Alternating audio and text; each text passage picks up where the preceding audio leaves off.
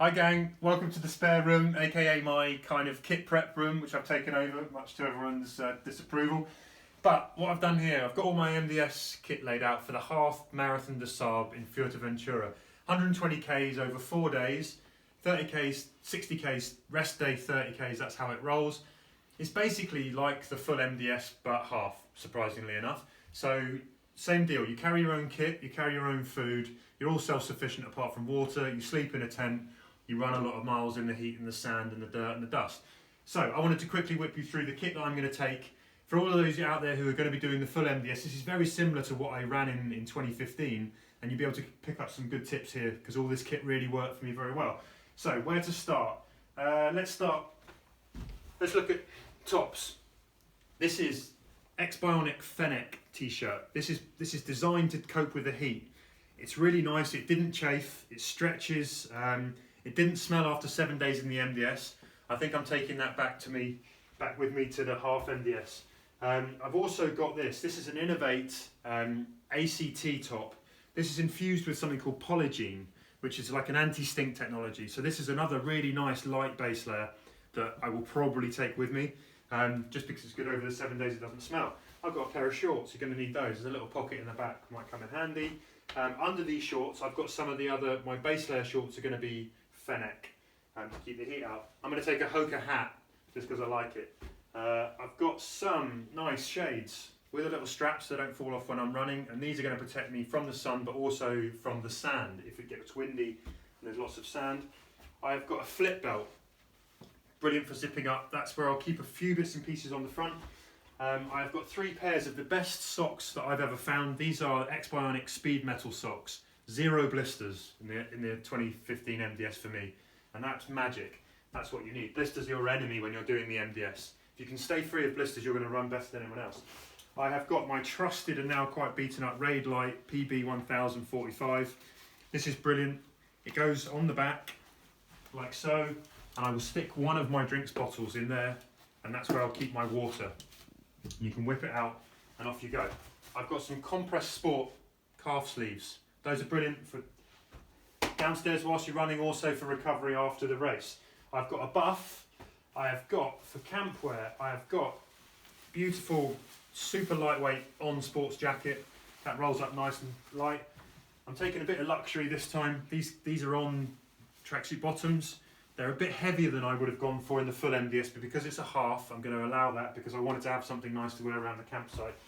And then on to the important thing.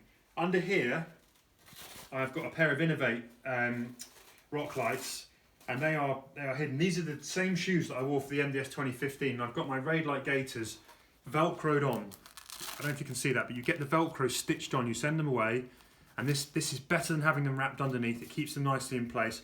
I didn't have any sand ingress into the shoe, and these shoes ran beautifully across the terrain, nice and light. You probably shouldn't take them out 3 years later and use them again, but I had the Gaiters on there and this race came late, so I'm going with those again. And what I will also do, I will put my compression sleeves just over the top of these, so no sand gets down the top, and that functioned really, really well last time. No problems with sand.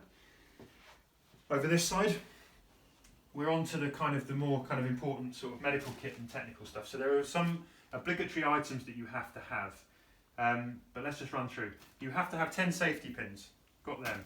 You have to have a safety blanket. I've got loads of these over the years from running. This is the lightest one I can find.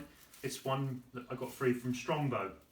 Nice. You have to have a signalling mirror, and by that they mean something that you can flash the light with. That is a tiny little piece of metal that will work. You don't have to take a full-size mirror. Keep the weight down. I've got some earplugs from the aeroplane. They're good in camp, especially in the MDS when you're sleeping with 8 other people who can snore. I take a spare bit of cord, bit random, but if things break, you need something like that just to attach things up. Now onto my kind of medical lip balm.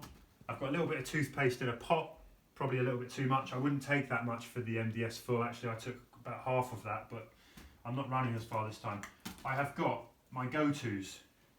2 Tom's Sport Shield. This, rub it on everywhere, upstairs, downstairs, all over. 0 chafing. Very important. Also brilliant. Sorry, Blister Shield, gone too close. Blister Shield from 2 Tom's. You put this powder into your socks rub it on your feet and it creates a seal that lets moisture out but not back in. This, I'm pretty sure, was key to me not getting any blisters in the MDS 2015, and I'm going to use that again.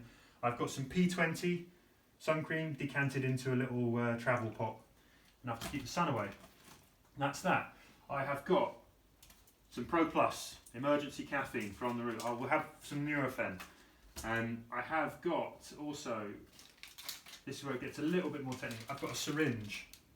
So last time, and I'm going to take some iodine in a little bottle, last time I got one blister, I treated myself rather than going to the medical tent, which can take ages and they slice you up, I tell you.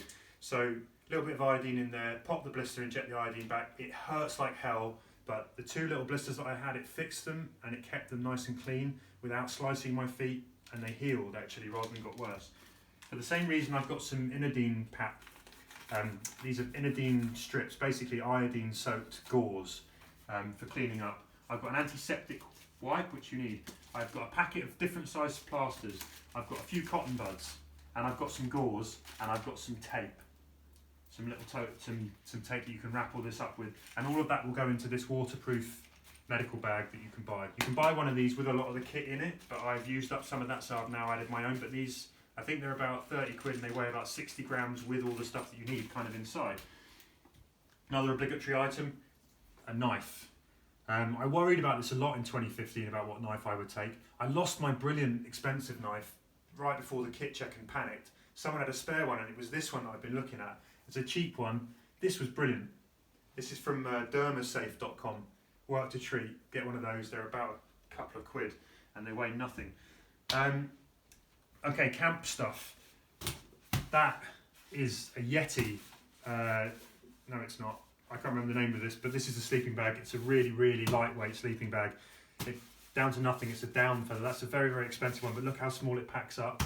I'm going to list all of the kit, by the way, on my website, so you'll be able to just get the exact items, but that weighs nothing of a sleeping bag. Luxury, little inflatable sleeping mat from Thermarest. You want to have a little bit of comfort in camp when you get back and you're tired. You've got, in order to put up your dry food, to cook your dry food, you're going to need water. So you need a pot. That is the lightest pot I could find. That's from Alpkit, and that's a 650ml titanium. And that will boil that once, and that will work with most of those freeze-dried adventure foods. It will have enough water, and it boils quickly. In order to get that water hot, you need a stove. This is a little foldable Esbit camping stove. The tablets go on top. You balance that on the ground, and you set fire to it. Pot goes on top. Job done. Hot water quite quickly. Weighs absolutely nothing. Packs down really small. Brilliant for your bag. You've got to eat it with something. Spork. Spork. Everybody needs a spork. That's a Sunto one. I got it free. Weighs 11 grams. 2 bottles. The way I travel, one on the back with water, no bite valve. One in the top holster, bite valve. Nice and easy. In here, sports drink. In here, water. And then you get on to the final few bits, which are, you have to have a head torch, obligatory. You have to have spare batteries. 3 of them. AAAs. Whatever you do, don't put your batteries in the right way in your head torch, in your bag, because they will run out, or it will switch on accidentally or whatever. Before you run the long day, do, however, put your batteries in there ready to go. Don't be faffing around in the middle of the desert changing batteries out. Make sure you've got a full set in there. I'm going to take some headphones. These are the Jaybird Run.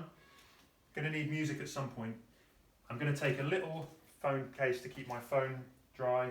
I'm also going to be running with 2 watches. This is the Polar Vantage V, that will go for 40 hours, and the Sunto 9. The Sunto 9 will go for 120 hours. I'm going to be testing both watches out in the desert, so that's why I'm taking 2. But there should, between them, there's enough battery life there, enough charge, enough check to keep me going for the whole thing. All of that, by the way, is going to have to squeeze into this bag. This is the WAA official MDS bag, and I used one for the MDS in 2015. And I'll use it again. It worked brilliantly. I've been using it ever since as a commuter bag. All of that stuff and my food, and I'll show you in another video that you can see on this channel if you look, will all fit into this bag nicely. It will come together, I think, for around about 6.5 kilos. A little bit heavier than I really would like. For the MDS in 2015, I had about 8.5 in total for the 7 days. But we're running shorter, and this time I've gone for a few luxuries that I wouldn't have put in. But a lot of this kit here is super lightweight, and it will work nicely for the MDS if you're doing the full MDS you're thinking. You can hit me up with questions, any tips. Hit manvymiles.co.uk as well to look at some of the MDS stuff I've written about before. Hit me up on Instagram or Twitter at Kieran Alga at manvymiles. If you have any questions, MDS related, training, fitness, nutrition, packing, kit, I'm here to answer them. Thanks a lot, guys.